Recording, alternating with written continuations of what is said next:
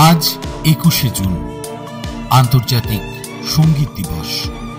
এবারের সঙ্গীত দিবসের থিম হিলিং থ্রু হারমনি।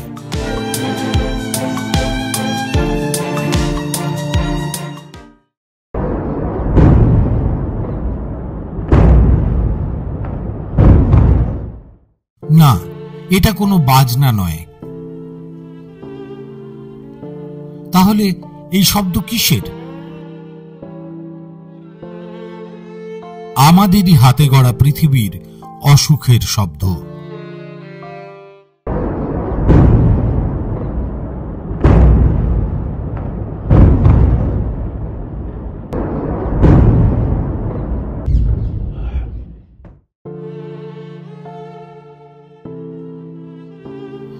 এই পৃথিবীতে গান, বাজনা, সঙ্গীত কি মলম দিতে পারবে? প্রশ্নটা আমরা রেখেছিলাম আমাদের সময়ের 3 সঙ্গীত শিল্পীর কাছে, দেবজ্যোতি মিশ্র, রাতুল শঙ্কর ও লগ্নজিতা চক্রবর্তী। এই যে পরিস্থিতি বিশ্বের, সঙ্গীত মলম দিতে পারবে কি মনে হয় আপনার?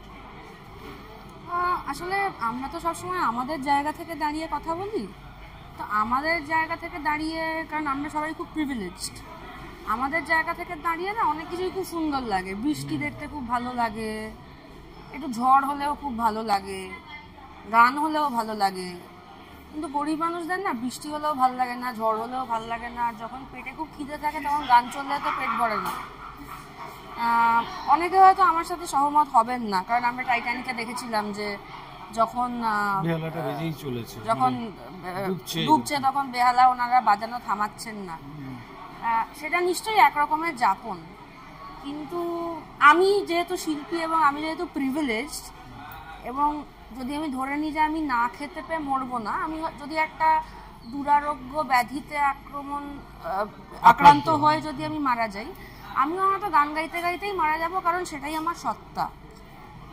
কিন্তু যার সকালবেলা জানতেন না বিকেলবেলা মাথার ওপর বোম এসে পড়েছে, তার এবার গান শুনতে ভাল লাগবে কি নাকি গান গাইতে ভাল লাগবে এটা আমি বলতে পারবো না, কারণ আমি তো ওই দুঃস্বপ্নের জায়গাটায় নেই।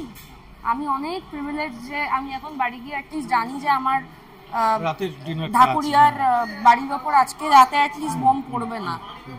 বা যাদের মাথার ওপর বোম পড়ছে তারা সত্যি মিনুয়েটিন জি বিটোভেনের শোনেন কিনা সেটা আমি বলতে পারবো।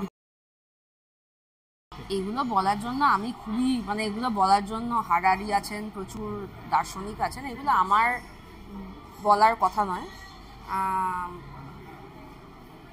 কিন্তু আমি নিজে খুব একটা অপটিমিজম আর দেখতে পাই না আশেপাশে যা হচ্ছে। আমি ধরে নিয়েছি যে হ্যাঁ ঠিক আছে, এরকমই চলবে এবং এরকমই হবে। আমি আর এক্সপেক্ট করি না যে বিশাল আবার পৃথিবীটা পাল্টে যাবে। পৃথিবীটা বড্ড কষ্টে আছে, বড্ড অশান্ত, আমাদের দেশ হোক বাইরে হোক। সঙ্গীত কতটা মলম দিতে পারবে এবারে সঙ্গীত দিবসে? আমার দৃঢ় বিশ্বাস, এবং এই বিশ্বাসটা আমার সবসময়ই ছিল। এবং শুধু সঙ্গীত নয়, আমাদের পারফর্মিং আর্টস, এটা এমন একটা কি বলবো, এর থেকে বেটার মলম হয়তো আর কিছু এক্সিস্ট করে বলে মনে হয় না। আর আমি সেক্ষেত্রে অফকোর্স মিউজিক নিয়েই বলবো, এবং আরও বেশি বলবো ফর ইনস্ট্রুমেন্টাল মিউজিক, কারণ সেখানে কোনো ভাষারও কোনো ব্যবহার নেই, কোনো স্পেসিফিক কোনো জোনকে আমরা ধরছি না। Instrumental music, world music, Indian classical music, Indian folk music. আমি অফকোর্স আমি ইন্ডিয়ান ক্লাসিক্যাল আর ফোকটার উপরই স্ট্রেস দেবো, being from India, but music from all over the world music এবং পৃথিবীর সব রকম মিউজিক আমার মনে হয় is the only thing that can always transcend and cross over boundaries, যেটার মধ্যে কোনো মিউজিক এদিক ওদিক যেতে কোনো ভিসা লাগে না, কোনো পাসপোর্ট লাগে না। এবং আমার মনে হয় মিউজিক এমন একটা জিনিস, এমন একটা হিলিং পাওয়ার আছে মিউজিকের মধ্যে, যেটা আমাদের সবার, আমরা দুঃখেও গান বাজনা শুনি, আমরা আনন্দ হলেও গান বাজনা শুনি, একা একা সেলিব্রেট করলেও করি। So music is such a form, such an energy, এমন একটা ভাইব্রেশন আছে। I think that is the only form which can actually bring the entire world together peacefully.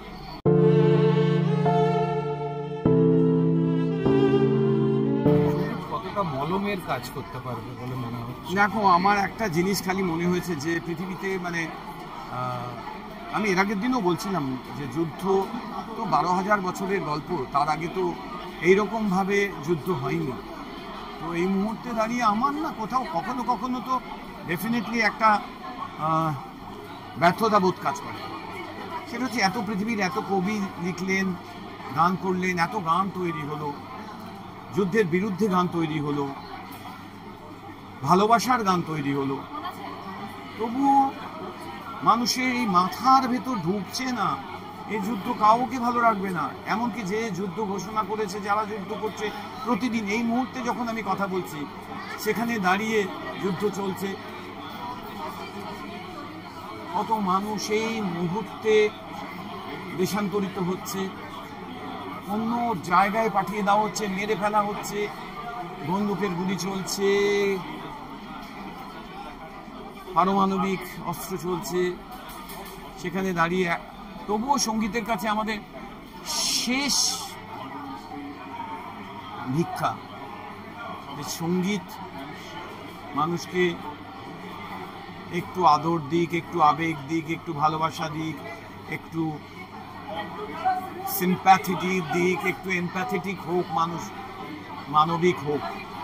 এইটা মানে আমি আমার নিজের কাছেও মাথার মধ্যে যদি কোনো যুদ্ধ চলে আমার, সেই যুদ্ধকে কিভাবে শান্ত করতে পারি।